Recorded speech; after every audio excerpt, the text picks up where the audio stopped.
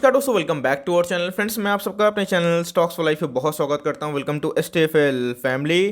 दोस्तों, आज मार्केट में मजा आ गया बिकॉज निफ्टी की बात की जाए तो ऑल टाइम हाई हिट हुआ है, लेकिन इसी बीच में आपको अब चौकन्ना हो जाना है क्योंकि निफ्टी के हेवी वेट की बात की जाए, रिलायंस इंडस्ट्रीज जो निफ्टी में 10% का वेटेज रखता है, उसमें गाइस वॉल्यूम्स में इजाफा देखने को मिल रहा है। जी हाँ दोस्तों, आज उनके प्राइस भागे, चलिए वो तो बात की बात है, लेकिन वॉल्यूम्स जैसे ही वापस आते हैं तो 8 महीना से रिलायंस एक ही जगह पे कॉन्स्टिट्यूशन दिखा रहा है। लेकिन इसी बीच में गाइस आपको अलर्ट हो जाना है, नहीं लिए हुए रिलायंस में तो करना क्या है। लेकिन रिलायंस आज भागा क्यों, इसके पीछे का कारण क्या है। टारगेट की तो बात हमें देखने को मिल रही है बाय जेफरीज, लेकिन इसके पीछे रैशनल क्या है, कौन से बिजनेस कंट्रीब्यूट कर सकते हैं और आपको दोस्तों करना क्या है। बिकॉज अगर आप देखें, रिलायंस अभी भी 2400 का शेयर है, 2400 के आसपास, और आपको मिल रहा है 2100 के आसपास, तो क्या खरीदारी करने का मौका है क्योंकि निफ्टी ऑल टाइम हाई पे है। तो करेक्शन कभी भी एक नेगेटिव न्यूज़ आ सकती है, लेकिन इसी बीच में आपको रिलायंस को दबोचना है। ऐसा मैं क्यों बोल रहा हूँ, वीडियो के एंड में बताऊंगा, क्योंकि रिलायंस में अपने आप में बहुत सारे बिजनेसेस छुपे हुए हैं। तो इसी बीच में हमें करना क्या है, आगे की रणनीति क्या होगी, कौन सी गुड न्यूज़ है, उसके ऊपर डिस्कस कर लेते हैं। चैनल फर्स्ट टाइम होंगे सब्सक्राइब कर सकते हैं इस तरह क्वालिटी कंटेंट को सबसे पहले एक्सेस करने के लिए। Now without delaying any further time,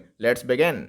gas Reliance जब बीच में 1800 था, 1900 था, तभी से गैस मैं 1800 1900 के लेवल से बहुत बार वीडियो बना के या फिर स्टॉक फटाफट सीरीज़ में रिसेंटली मैंने इस सप्ताह इसको कवर जनरली नहीं किया था क्योंकि और बहुत सारे न्यूज़ थे। लेकिन दोस्तों, आज की बात की जाए तो वॉल्यूम्स में है बहुत स्पाइक देखने को मिल रहा है। बताऊंगा चार्ट में कंडीशन क्या इमर्ज हो रही है, लेकिन आज के दिन 6% हाई देखने को मिल रहा है। निफ्टी ऑल टाइम हाई के पास है। इसी बीच में मार्केट में जो सबसे बड़े जो शेयर्स होते हैं उसमें दोस्तों ज़रूर तेज़ी की उम्मीद होती है, बिकॉज बिना इन सब की शेयर की रिकवरी में निफ्टी नहीं भाग सकता। निफ्टी की बात की जाए तो टॉप 50 कंपनी है, उसमें से टॉप 10 का ही वेटेज 60% से ऊपर है और अकेला गाइस रिलायंस ने ही 10% का वेटेज रखा है, फॉलोड बाई एचडीएफसी बैंक। तो इधर पर अगर आप देखें तो हमें आज के दिन तेज़ी देखने को मिल रही है। रिलायंस के ऑल टाइम चार्ट की बात की जाए तो जी हाँ, बहुत ही प्रॉमिसिंग है। अगर आप देखें तो 20 सालों में इस कंपनी ने 100% का रिटर्न दिया है। तो जी हाँ दोस्तों, 3444%, मतलब 3544% के आसपास हमें देखने को मिल रहा है।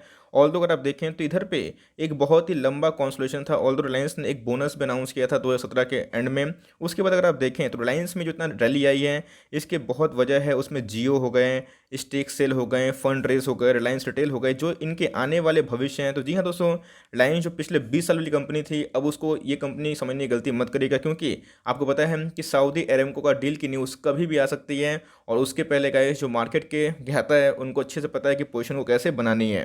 गाइस जेफरीज की बात की जाए, बहुत टॉप ब्रोकर हाउस हमें देखने को मिलती है। उन्होंने क्या किया है, टारगेट प्राइस को 2580 रेस कर दिया। इसके पहले भी इन्होंने टारगेट प्राइस को बताया था उसी के आसपास, लेकिन फिर भी अगर आप देखें तो आज 28 मई का हमें न्यूज़ देखने को मिल रहा है, मार्केट के दौरान ही आया था। और इसके बीच में लाइन्स के जब नंबर आए थे तो सिर्फ मैक्वाइरीज को छोड़ के सबने रिलायंस को या तो न्यूट्रल रेटिंग दी थी या तो अपग्रेड किया था। मोतीलाल ओसवाल जैसे बड़े बड़े दिग्गज फर्म ने भी रिलायंस को 2500 से 2400 के टारगेट से नवाजा था और यही बताया था कि अगर इसमें सऊदी अरेबिया की डील होती है तो रिलायंस में आने वाले कल में और भी तेजी की संभावना देखने को मिल जाती है।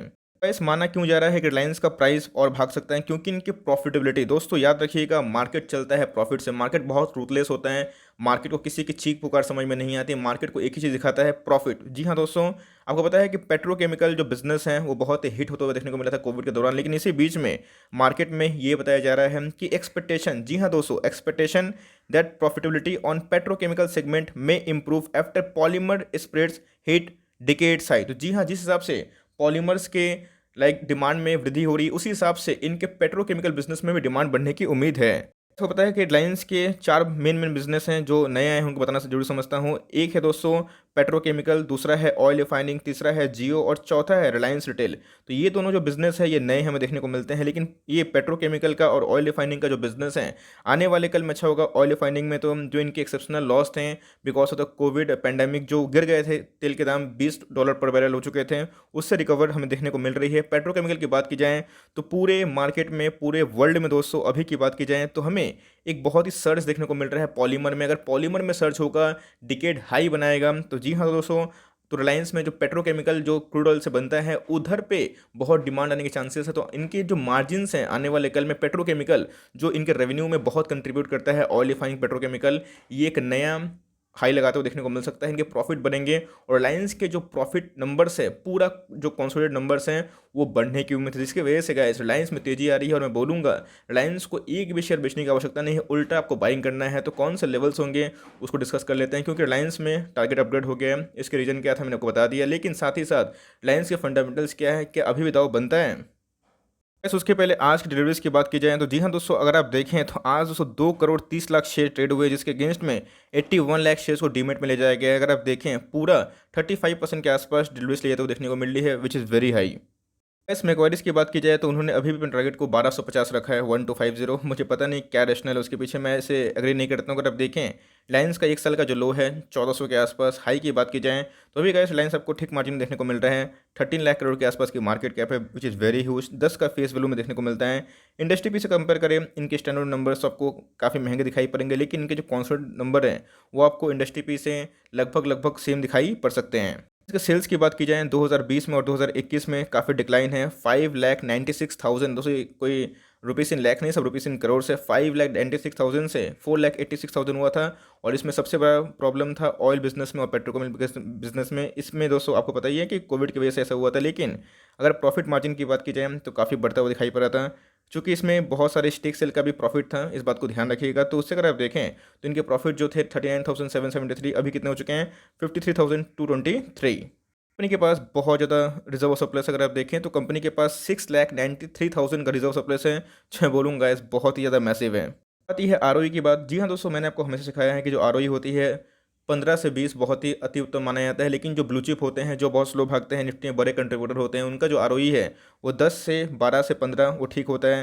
रिलायंस की बात की जाए तो पहले 9 के आसपास थे। उसके बाद आपको बताइए कि इनके जो रिटर्न ऑन इक्विटी होती है, इनके एक इक्विटी इनके शेयर प्राइस में कितना कन्वर्ट मतलब कमा के दे रहे हैं, बिजनेस में कितना कमा के दे रहा है, वो होता है आरओई। तो अपने आप में अगर आप देखें तो 7 के आसपास है, जो मुझे लगता है कि आने वाले कल में ज़रूर इंप्रूव होगा। और ये आपको ज़रूर दोस्तों 10 से 11 के आसपास देखने की उम्मीद जताई जा रही है आने वाले 2022 और 23 के लगभग में। अगर आप देखें करंट रेशियो ठीक ठाक है, काफ़ी इंप्रूव मैं बोलूँगा हुआ है। एसेट्स की बात की जाए तो इनके एसेट्स बढ़े हैं 1.34 के आसपास। कंपनी के जो डेट है वो भी कम होते हुए देखने को मिल रहा है, जो मैं बोलूँगा आधा हो गया है। याद रखिएगा इस रिलायंस एक कंप्लीट डेट फ्री कंपनी नहीं है, वो नेट डेट फ्री है। वो चाहे तो आज के आज अपने कर्ज को चुका सकते हैं, लेकिन चुका नहीं रही है बिकॉज वो अपने पैसे को रोटेट करना पसंद कर रही है। इस 1 मंथ के चार्ट में अगर आप देखें तो इधर पे मई का जो महीना है वो लगभग खत्म होने की ही कगार पे है। अगर आप देखें आने वाले कल में जून का महीना ही में देखने को मिलेगा। तो इधर पे आप देखें तो रिलायंस दोस्तों एक कॉन्स्टिट्यूशन दिखा रहा था 1 2 3 4 5 6 7 8 9 10 महीना से गैस एक ही रेंज में घूम रहा था। लेकिन चौंकाने वाले बात इधर पे ये हैं, अगर आप देखें मनी फ्लो इंडेक्स में जो वॉल्यूमेशन बताता है उसमें बहुत तेज़ी आ गई है।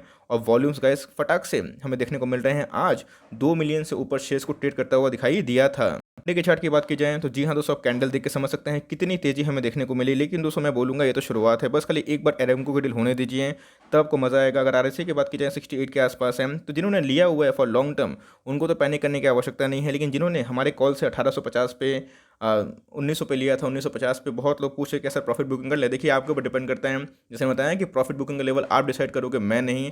अगर आप 5% पे खुश हो तो ठीक है, आप 10% पे खुश हो तो ठीक है, आप अपने टारगेट को खुद प्लान करिए। लेकिन हाँ, अगर आप सिर्फ शॉर्ट टर्म के लिए हुए थे बस कि चलो स्विंग ट्रेड लेते हैं 10-15% मुनाफा होता है तो भाई निकल जाते हैं, तो मैं बोलूँगा कि 60% प्रॉफिट बुक कर लिए, 40% रिमेनिंग रखे, बिकॉज वॉल्यूम बढ़ रहे हैं इसलिए पूरा सेल करने की आवश्यकता नहीं है। लेकिन लॉन्ग टर्म वाले एकदम होल्ड एंड कंटिन्यू करें, ये पोर्टफोलियो का स्टॉक जरूर बन सकता है, क्योंकि निफ्टी में अकेला ये गाइस 10% का वेटेज रखता है। तो मेरे हिसाब से अगर आप इसको होल्ड करते हैं फॉर लॉन्ग टर्म आपको मुनाफा ज़रूर होगा। गाइस आने वाले कल में इनके बहुत सारे इवेंट्स होने वाले हैं। आपको पता है कि O2 से बिजनेस को डीमर्ज कर दिया गया है। और मार्केट की बात की जाए तो कभी भी क्रूड ऑयल के प्राइस में रिकवरी आ चुकी है, तो एरेमको की जो डील है जो कि अभी स्थगित है वो कभी भी दोस्तों हमें दस्तक देते हुए देखने को मिल सकती है। माना जा रहा है कि एरेमको ने अच्छा खासा डिविडेंड पे किया था, इसकी वजह से थोड़े इनको लैग देखने को मिल रहे हैं। तो सबसे बड़ी जो ऑयल रिफाइनिंग कंपनी है एरेमको, तो वो अगर दोस्तों डील करती है, इनकी जो स्टेक खरीद लेती है जो पहले से ही प्रपोज था, तो आने वाले कल में विस्फोट और भी हो सकता है। मैं बोलूँगा स्ट्रॉन्ग रिकमेंडेशन करता हूँ, आने वाले 2 साल में मुझे रिलायंस का प्राइस दोस्तों इधर से 4000 के ऊपर दिखाई पड़ता है। तो ये वेरी ऑनेस्ट, और जो लाइक स्पेकुलेशन न्यूज़ है कि जियो को नैस्डैक में लिस्टिंग करवाई जा रही है, मतलब अननोन सोर्स है, अगर वो होता है तो आप समझ नहीं सकते रिलायंस में कितनी वैल्यू अनलॉकिंग होगी। फॉर लॉन्ग टर्म रिलायंस में बहुत दम है, क्योंकि इनके जो रिटेल बिजनेस है और जो जियो बिजनेस है वो दोस्तों धूम जरूर मचा सकते हैं। सो फॉर टाइमिंग ये छोटी सी अपडेट थी, करना क्या है, किस न्यूज़ की वजह से भागा। आई होप दोस्तों ये वीडियो आपके लिए हेल्पफुल है। कंटेंट से लगा तो लाइक कर दीजिएगा, और चैनल फर्स्ट टाइम होंगे तो याद से सब्सक्राइब भी करना ना भूलिएगा। फर्दर कोई डाउट उसको ड्रॉप कर सकते हैं, और कुछ का रिव्यू चाहिए उसका नाम भी ड्रॉप करना ना भूलिएगा। I would love to make a video on your demand guys. मिलते हैं जल्दी ही, तब तक के लिए bye. Thanks for listening friends, God bless you all.